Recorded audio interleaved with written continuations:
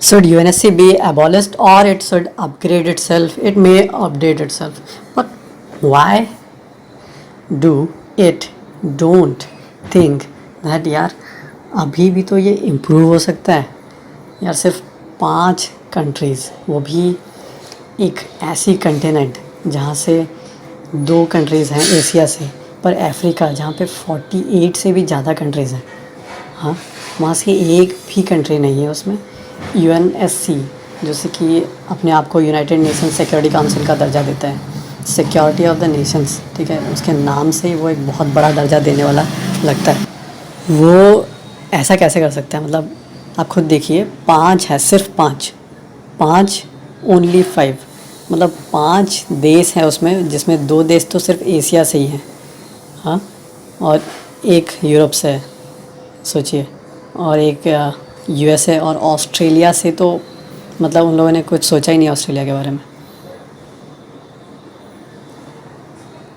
3 देश तो एशिया से ही हैं।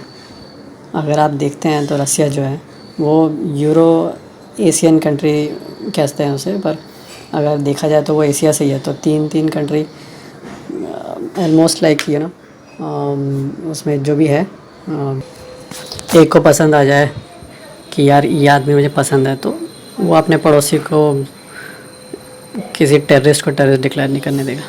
किसी को ये अच्छा ना लगे, किसी की थोड़ी सी नाउमीदगी दिखाई दे कि यार ये जो है ये नहीं होना चाहिए, तो वो चारों देशों को मानने से इनकार कर देगा। सिर्फ 5 देश कैसे किसी पूरी दुनिया के बारे में एक राय रख सकते हैं? वो भी वीटो पावर सबके पास है। किसी एक को पसंद नहीं आया तो वो चुप रह जाते हैं, बाकी 4 बोलते रहते हैं।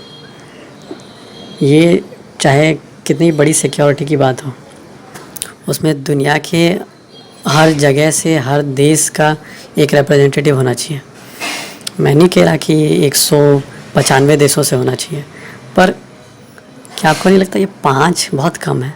हर कॉन्टिनेंट से होना चाहिए, हर कॉन्टिनेंट के north, south, east, west zone से भी होने चाहिए, सेंट्रल से भी। और क्या आपको लगता है ये चाइना डिज़र्व करता है UNSC में रहना, जो खुद एक कॉम्प्रोमाइज्ड स्टेट है, जो खुद अपने ही दोस्तों को टांग खींचता है, जो खुद अपने पड़ोसियों को एक बात बोलता है, एक चीज़ पे डील साइन करता है, लेकिन मानता नहीं है, मानने को तैयार नहीं है?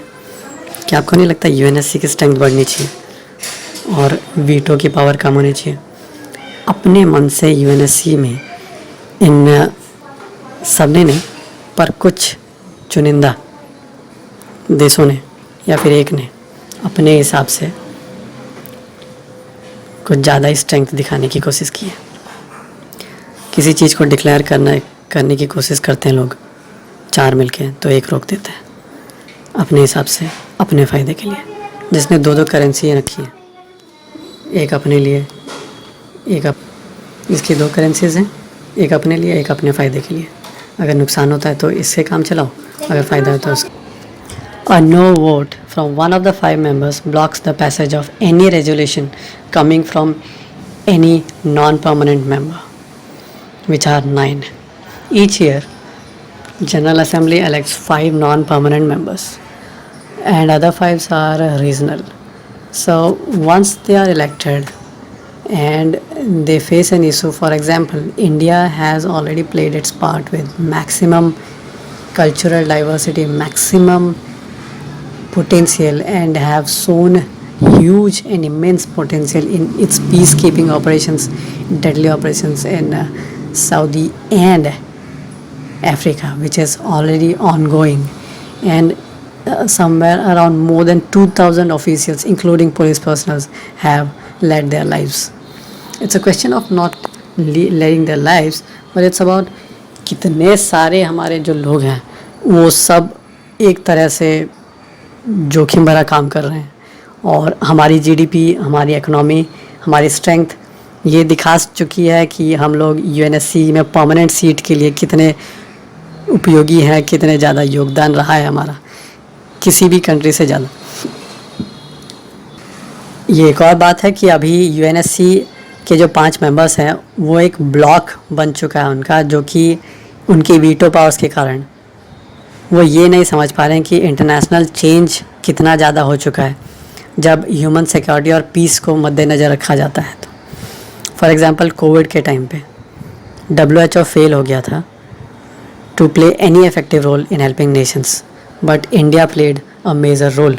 जितने भी सारे डिवीज़न्स हो रहे हैं UNSC में, वो उनके डिसीजंस लेने की पोलैरिटी को कम कर देती है कि अब इतने डिवीज़न होंगे तो वो लोग डिसीजन क्या लेंगे। दैट्स वाई ये एक अंडर प्रेजेंटेशन या फिर क्या बोलें इसको, अफ्रीका से तो कुछ भी नहीं है, मेजर रोल प्ले करने वाले कंट्रीज़ हैं। या फिर ऐसा होना चाहिए कि हर कॉन्टिनेंट में से एक एक देश होना चाहिए। ऑस्ट्रेलिया को they have like left it like a pin point. जो ग्लोबली इंपॉर्टेंट कंट्रीज़ हैं, south Africa, India, Germany, Brazil, उनमें से कोई है ही नहीं इसमें डिसीज़न लेने के लिए। 2 साल का ही टेन्योर दिया जाता है, वो भी इलेक्शन के बाद। चाइना जो खुद एक ग्लोबल थ्रेट है, वो यहाँ पर है। चाइना जिसको भाड़े पे दी गई थी UNSC की सीट, इंडिया ने दी थी। अब समय आ गया है कि परमानेंट सीट को एक्सपैंड किया जाए, नॉन परमानेंट सीट को भी, ताकि ये जो ऑर्गन है UN का ऑर्गन, ये समझ सके कि ये कॉम्प्लेक्स और चैलेंजिंग बनते जा रहा है सिक्योरिटी मेंटेन करना, ना कि उनके वीटो पावर पे वो लोग वहीं खेलते रहते हैं बैठ के।